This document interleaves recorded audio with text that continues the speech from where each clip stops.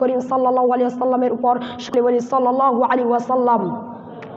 উত্তরবঙ্গের ঐতিহাসিক তৌহিদিন বিদ্যাপীঠ মাদ্রাসাতুল হুদা কর্তৃক আয়োজিত আজকের বার্ষিক যৌথ ইস্তেকবালের উপস্থিত সম্মানিত সুবিজ্ঞ বিচারক মণ্ডলী ও বিশেষ অতিথি এবং উপস্থিত ইসলামী তৌহিদিন চেতনায় উদ্বুদ্ধ দিনদার নেককার ছাত্র ভাইরা, আজকে আমার এই অনুষ্ঠানে প্রতিযোগিতার বিষয় নির্ধারিত করা হয়েছে কিয়ামতের ভয়াবহতা। নিঃসন্দেহে এই বিষয়টি গুরুত্ব রয়েছে ইসলামে।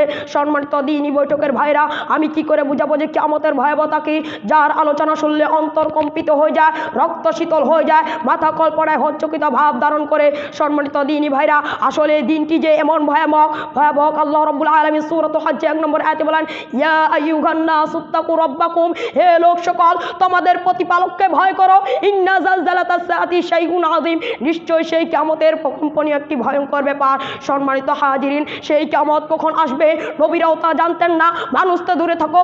আল্লাহ রাব্বুল আলামিন বলেন, ইয়াসআলুনাকা আনিস সাআতি আইয়ানা মুরসাহা, তোমাদেরকে যখন জিজ্ঞাসা করা হবে এই কিয়ামত কখন সংঘটিত হবে, কুল বলো ইন্নামা ইলমুহা ইনদা রাব্বি, এই বিষয় আমার প্রতিপালক ছাড়া আর কেউ জানেন না।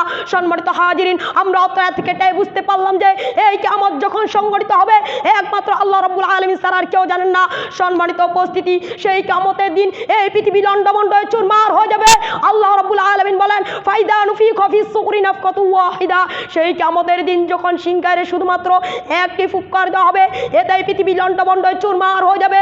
সম্মানিত হাজিরিন, সেই কিয়ামতের দিন সবচেয়ে বড় দুঃখজনক বিষয় হচ্ছে যে যেই মাতার সন্তানকে চিনতে পারবে না, সন্তান তার মাকে চিনতে পারবে না।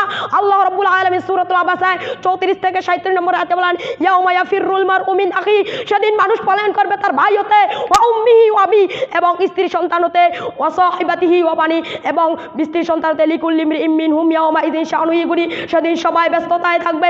সম্মানিত হাজিরিন, সেই কিয়ামতের দিন এমন ভয়াবহ পরিস্থিতি চলে আসবে যে এই পৃথিবীর বুকে যে মানুষটি তার সবথেকে প্রিয় ছিল সেই দিন তাকেও চিনতে পারবে না, সেদিন তাকেও ভুলে যাবে। সম্মানিত হাজিরিন, সেই দিন পাহাড় এমন অবস্থান হবে, আল্লাহ রাব্বুল আলামিন সূরাতুল মুজাম্মিলের 14 নম্বর আয়াতে বলেন, ইয়াউমা তারজুফুল আরদু ওয়াল জিবালু ওয়া কানাতিল জিবালু কাসিবাম মাহিলা, সেই কিয়ামতের দিন পাহাড় ধুলির মতো উঠতে থাকবে। সম্মানিত হাজিরিন, সেই কিয়ামত একটু চিন্তা করে ভাবে দেখুন তো, আমরা এই পৃথিবীতে আল্লাহ রাব্বুল আলামিন যেদিন যে সময় কিয়ামত হবে, আল্লাহ রাব্বুল যে পাহাড়কে স্থাপন করেন পৃথিবীকে স্থির রাখার জন্য, সেই পাহাড় যদি ধুলির মতো উঠতে থাকে তাহলে মানব জাতির কি হবে? আমরা এই পৃথিবীতে বসবাস করি একমাত্র আল্লাহ রাব্বুল আলামিনের নির্দেশে, চলাফেরা করি তারই নির্দেশে। সম্মানিত হাজির, তার সাথে আমরা অনেক নফরমানি করি কিন্তু তা প্রকাশ করেন না। তিনি বলেন, কখন আমার বান্দা আমার অনুগত্যে ফিরে আসবে আমি তাদেরকে ক্ষমা করে দেব। সম্মানিত হাজির, হতভাগা তো তারাই যারা সময় থাকতে আল্লাহর কাছে ক্ষমা প্রার্থনা চায় না।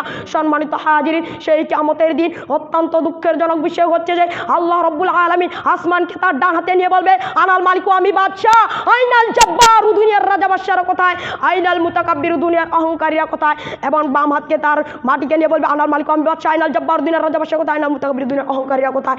সম্মানিত হাজির, তাই আসুন কিয়ামত বাস্তবেই হবে। আমরা অত্র হাদিস থেকে বুঝতে পারলাম যে কিয়ামত, আল্লাহ সেই দিন অত্যন্ত ভয়ঙ্কর দুঃখের জনক বিষয়। আল্লাহ তুমি আমাদেরকে হেফাজত করো, আল্লাহ তুমি আমাদেরকে ঈমানী হয়ে মরা তৌফিক দান করো। এ বলে আমার বক্তব্য আমি শেষ করছি। ওয়া আখির দাওয়ানা আলহামদুলিল্লাহি রাব্বিল আলামিন। আসসালামু আলাইকুম ওয়া রাহমাতুল্লাহ।